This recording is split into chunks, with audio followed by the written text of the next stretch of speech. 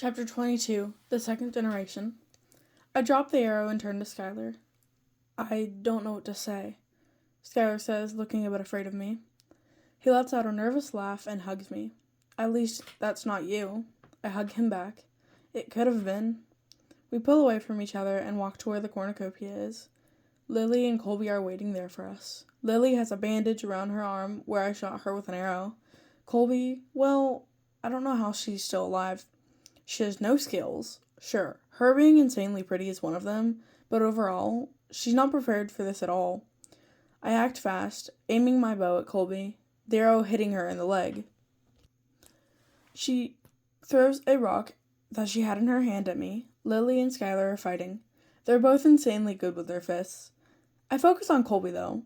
She runs at me, and I punch her in the nose. The impact knocks her down, but she quickly jumps back up and puts me into a headlock. Let go of me! I struggle against her. I'm so done with this whole thing. I don't even try to hold back. Not so fast. Tell me why you and Skylar like each other so much. I think of something to say.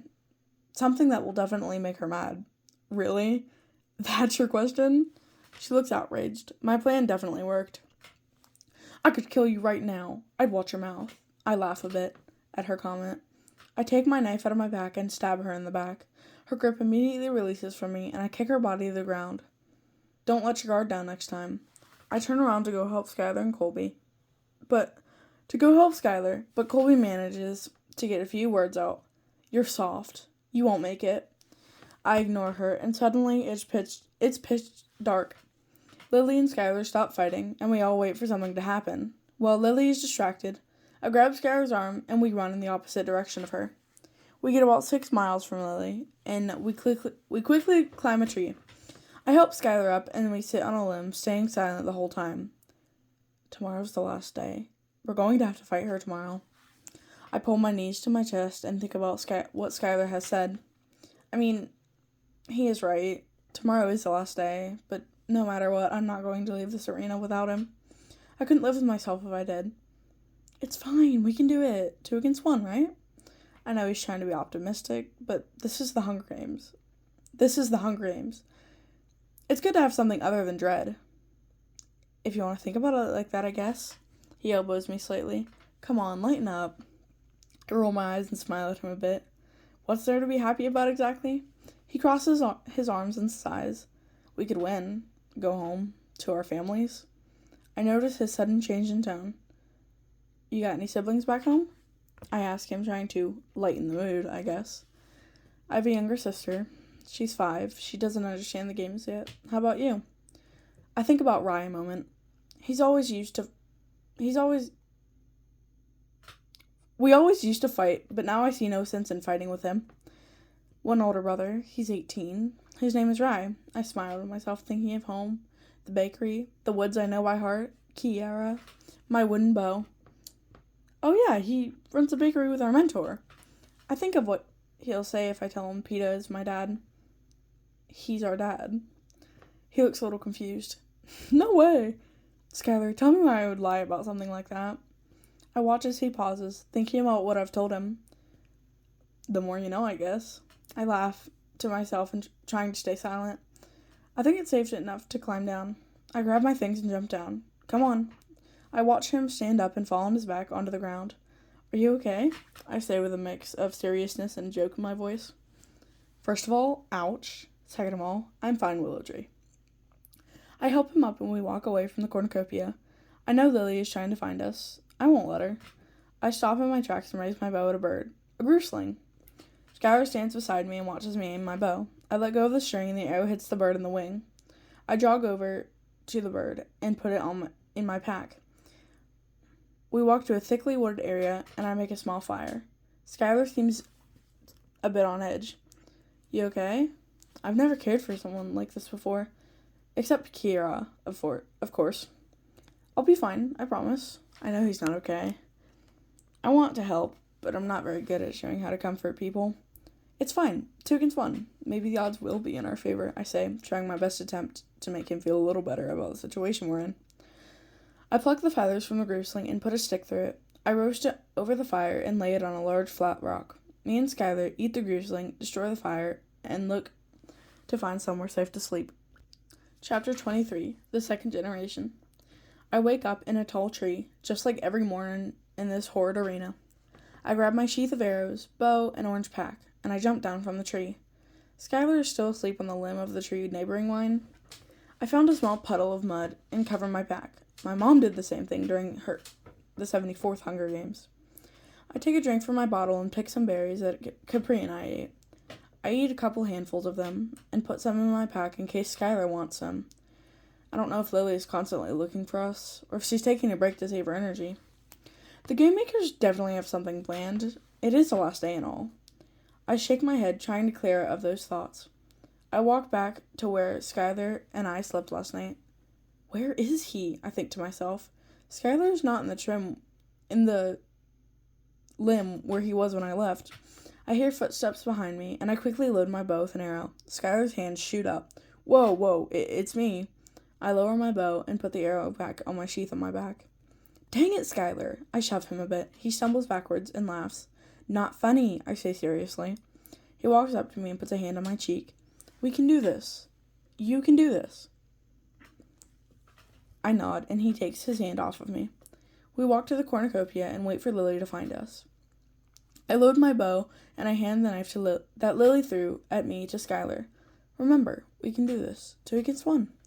Lily bolts out of the woods and throws a knife at Skylar, hitting him in the collarbone. Skylar! I scream with tears in my eyes. I raise my bow quickly and shoot an arrow at Lily, except that was my last arrow.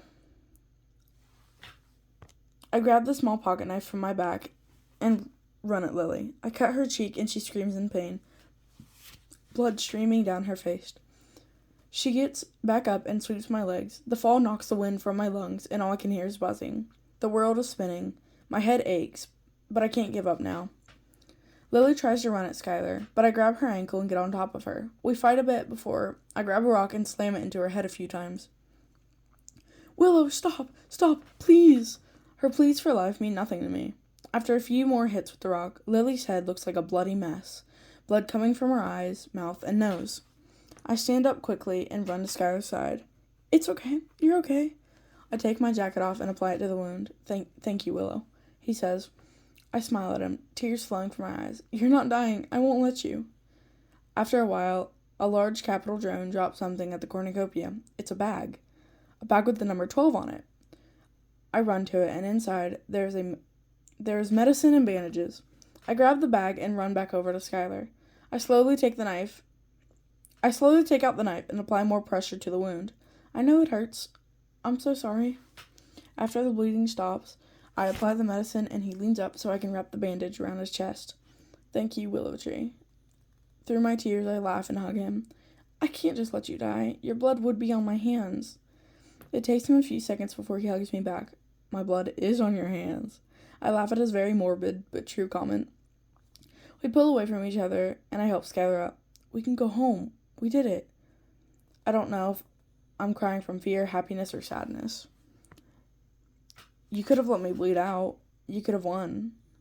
I could never do that to him. I care for him more than anything.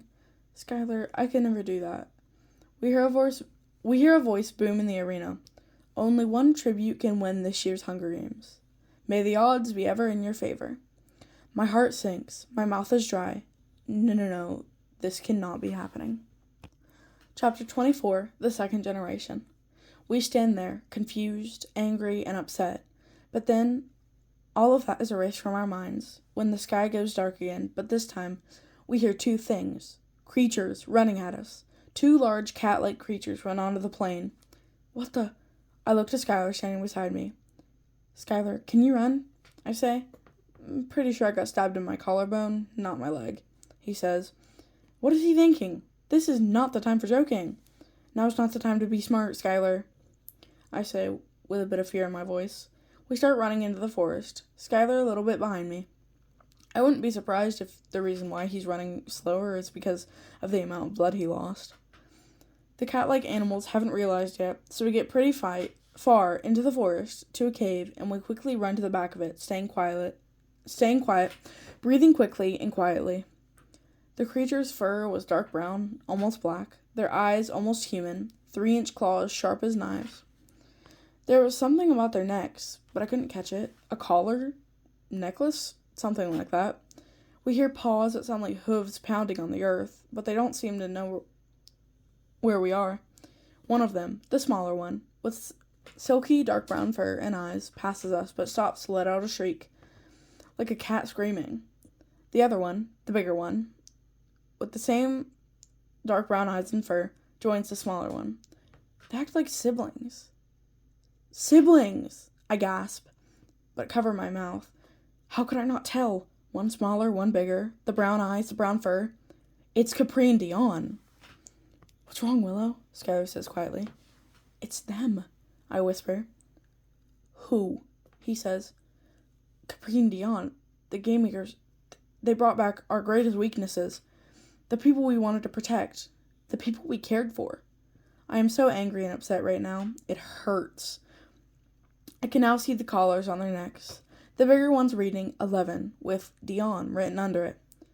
I look to the smaller one's neck, the same collar reading 11, with Capri under it. It fills me with anger, sadness, but overall, I just wanted to go home. To Rye, Kiera, the woods, the bakery, things I knew. I shake my head of those thoughts and stand up. Willow, what are you doing? He stands up and I turn to him. I softly kiss him on his lips and push some hair from his face. Willow, what are you doing? I grab my knife and walk out of the cave. I wait for Capri to spot me and run towards me. I stand there, waiting for her, but she stops right in front of me. Skylar watches me from the back of the cave. I wonder what's going through his head right now. Capri, I know you're in there. I lift my hand to Capri's ear. She's not human. She's one of the capital's mutts, but I like to think a little bit of her is still in there. Capri closes her eyes and leans into my hand. I take the opportunity and hug her. She's just like a cat, just large. I take my chance and plunge the knife into her neck. I'm sorry, Capri. She immediately falls to my feet and I pet her until she dies. Again, at my feet. I take off the collar and put it in my pack. Capri lets out a few pained meows, but I did what I needed to do. Dion notices this and bolts to me. He looks sad, like he remembers what I told him when I told him she died in my arms.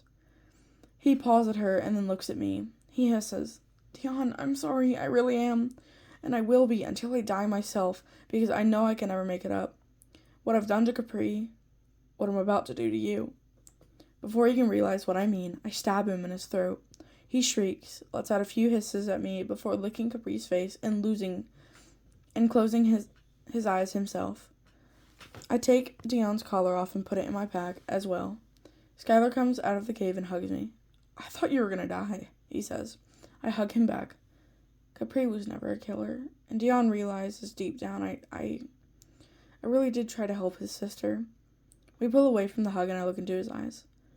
I don't want to go back to District 12 without you, I say, a soft smile on my face. Skylar pushes some hair from my face. I don't want to either. He presses a soft kiss against my lips, and we look at Capri and Dion, even though they are now the capital's mutts. They are still human inside, and that's how I will remember them. Human. The kind-hearted soul Capri was, and the tough, thick-skinned boy that was once Dion. Well, now they're together, without fear of being reaped. Skylar and I begin to walk back to the cornucopia when I think to myself, I can't leave them like this.